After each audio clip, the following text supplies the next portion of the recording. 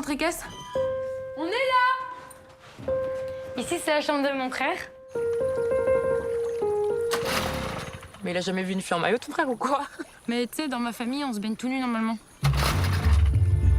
C'est un film d'émancipation d'une adolescente qui vit dans une famille dysfonctionnelle et qui va, par la rencontre notamment des chevaux, permettre de se libérer, de regarder différemment sa famille. Pour moi, c'est un film qui est un peu à la croisée, ou en tout cas inspiré de Wes Anderson, de Todd Solondz, un réalisateur américain que j'aime beaucoup, avec un humour noir un peu grinçant, qui décrit, je trouve, très très bien les climats familiaux dysfonctionnels. Et après, pour moi, il y a une petite touche de Tim Burton aussi qui vient ajouter dans l'aspect un peu conte noir, avec ce manoir qui semble un peu hanté des fantômes de famille et ouais, l'idée d'avoir une issue un peu heureuse, comme dans les contes, dans un univers au milieu de la forêt avec des animaux, des gens gentils.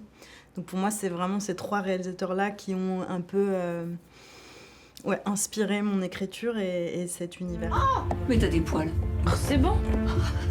Eh, mais c'est pas bien de dormir en culotte, hein, faut que ça respire. Moi, je mets jamais de culotte sous ma jupe, hein.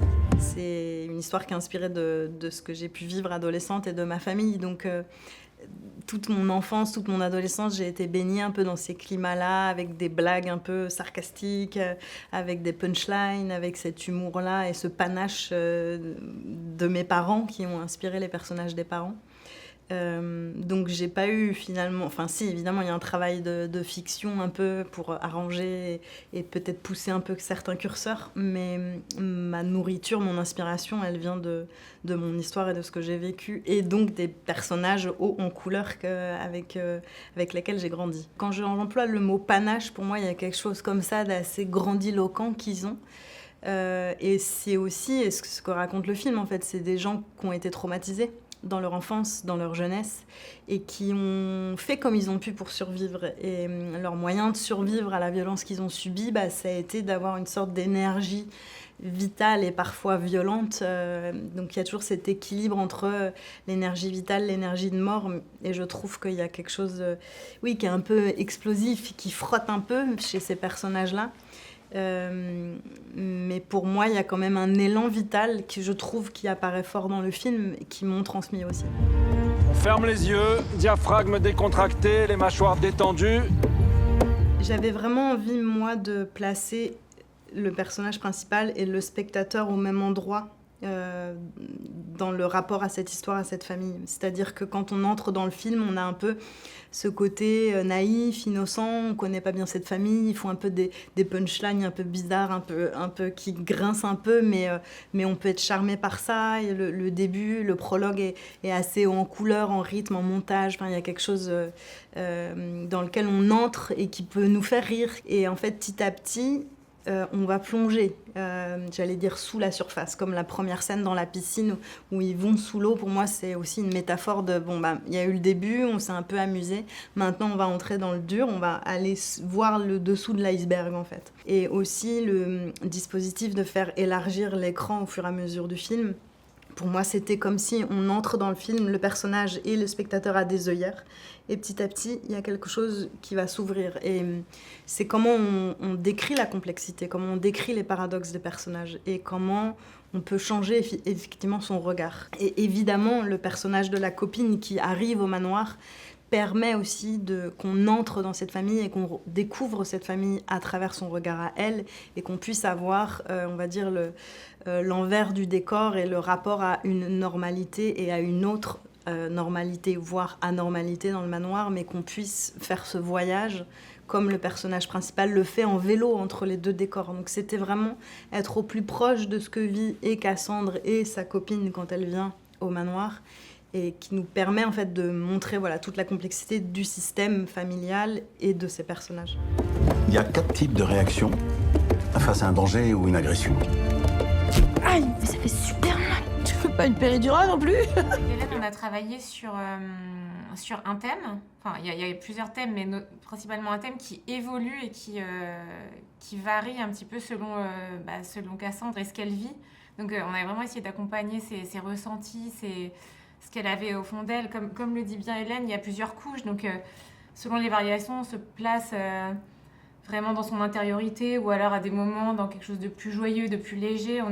Voilà, j'ai vraiment essayé de suivre cette pulsation intérieure, son passage d'un endroit à un autre, d'une conscience à une autre. Voilà, j'ai essayé d'accompagner au mieux le personnage et ses ressentis et son intériorité, quoi. On avait nos thèmes principaux quasiment avant le tournage. 15 jours avant le début du tournage, on avait les 3 thèmes principaux, par exemple. Ouais. Et si je peux compléter Bien du sûr. coup la réponse de Delphine, on a cherché à ne pas être manichéen, jamais. Et dans la musique aussi, en fait, on a cherché la nuance, on a cherché la complexité, on a cherché ce travail en couches et en variations, que les thèmes vont varier comme ça au fur et à mesure. Et notamment à l'enregistrement, par exemple, quand on dirigeait les musiciens, les instrumentistes ou les chanteurs, parce qu'il y a un morceau chanté par un baryton et une soprane à la fin. Quand les morceaux étaient écrits en mineur et qui jouaient, parfois les instrumentistes vont avoir l'élan de jouer un peu pleurant, les violons, etc., qui pleurent, et je leur ai dit non, imaginez que le morceau est écrit en majeur, en fait, qu'il y a une énergie vitale dedans, un soleil, et que les larmes, s'il y en a, il faut qu'elles soient libératrices, et pas des larmes qui nous plombent et qui nous dépriment. Donc dans la direction aussi des musiciens et donc de la musique de Delphine, on a travaillé comme ça, la complexité, la nuance et les contraires, on va dire, les opposés entre c'est écrit en mineur mais jouez-le comme si c'était en majeur. Hélène est venue lors de l'enregistrement des musiciens et elle les dirigeait comme si c'était des acteurs. Pour moi, c'était fabuleux parce que d'habitude, moi, je suis toute seule. Et là, vraiment, on a fait ça à 4 mains. Et du coup, c'est pour ça qu'on a réussi à avoir des émotions nuancées, assez fines, etc. C'était l'ombre, la lumière, voilà. Et on cale sa respiration sur celle de son cheval. Le premier instinct reste la fuite. Ah non, attends, mais le maillot! Respire. L'attaque a toujours été ma préférée. Et puis, il y a le figement. Avec David Caillet, le chef opérateur, on a aussi travaillé, notamment dans la texture d'image, la colorimétrie, etc., à avoir quand même des couleurs vives, en fait. Parce que pour moi, ces personnages, même s'ils sont parfois violents, les parents, etc., il y a une énergie de vie très forte. Et donc, je voulais aussi qu'on retrouve ça à l'image, qu'il y ait des couleurs, du rouge, du jaune, que ce soit chaud, en fait, que ce soit un peu brûlant parfois, mais que ce soit une image qui soit chaleureuse, qui soit vivante. Le manoir, il est empreint comme je parlais de fantôme tout à l'heure, il y a une sorte du poids de l'héritage. Le manoir incarne pour moi vraiment ça, on va dire le poids du patriarcat, le poids de l'héritage généalogique. Mais il y a quand même de la vie, il y a quand même une folie qui est vivante à l'intérieur de ça. Et enfin, il y a une soumission à une agression répétée. Hey, Stop, on fait pas ça ici. T'as le droit d'être en colère, mais pas de la passer sur lui. Déjà, l'idée que le personnage donc de Cassandre adulte devient marionnettiste, pour moi, c'était comme une mise en abîme, en fait. Elle va raconter son histoire, elle va revisiter cette histoire et la rendre accessible et la partager. Avec cette distance-là aussi, effectivement, que permet la marionnette de sortir de soi quelque chose et de la raconter en dehors de soi. Donc, en fait, le film commence par une image de marionnette, se termine par une image de marionnette, et après chaque scène de viol, en fait, il y a une séquence de marionnette. Pour moi, ça raconte différentes choses. Déjà, ça offre une respiration au spectateur qui vient de se prendre une scène, on va dire, de traverser une scène un peu qui peut être confrontante, donc de dire... on offre une respiration. Et tous les moments aussi avec les chevaux permettent ces moments de respiration, d'apaisement, de reconnexion, de soins en fait portés au personnage et au spectateur.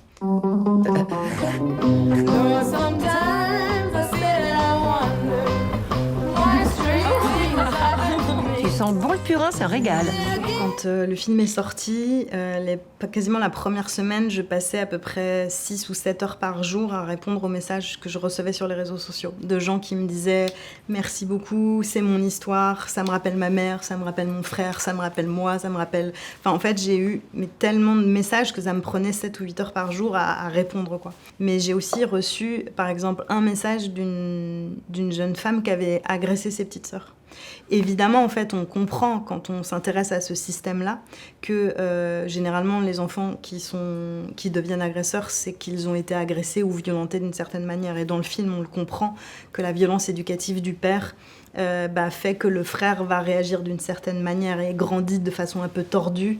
Et donc, il y a des passages à l'acte qui se font et on comprend que le père a été victime, que la mère a été victime. Enfin, il y a quelque chose d'une systémie de la violence, d'un ruissellement de la violence de personnage en personnage, de génération en génération.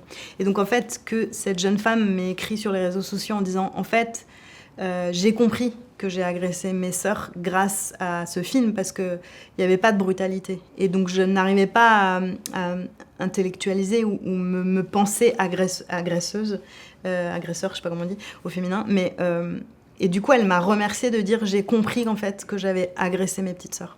Donc ça, je me dis, c'est incroyable en fait de pouvoir permettre cette compréhension, cette libération de la parole ou en tout cas d'une complexité qui se passe au sein des familles et dont on parle très peu parce que c'est tabou, de dire que là, on a un support de discussion.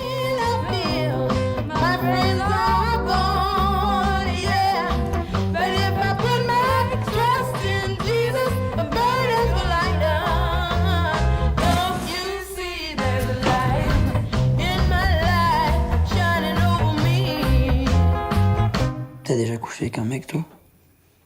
Non.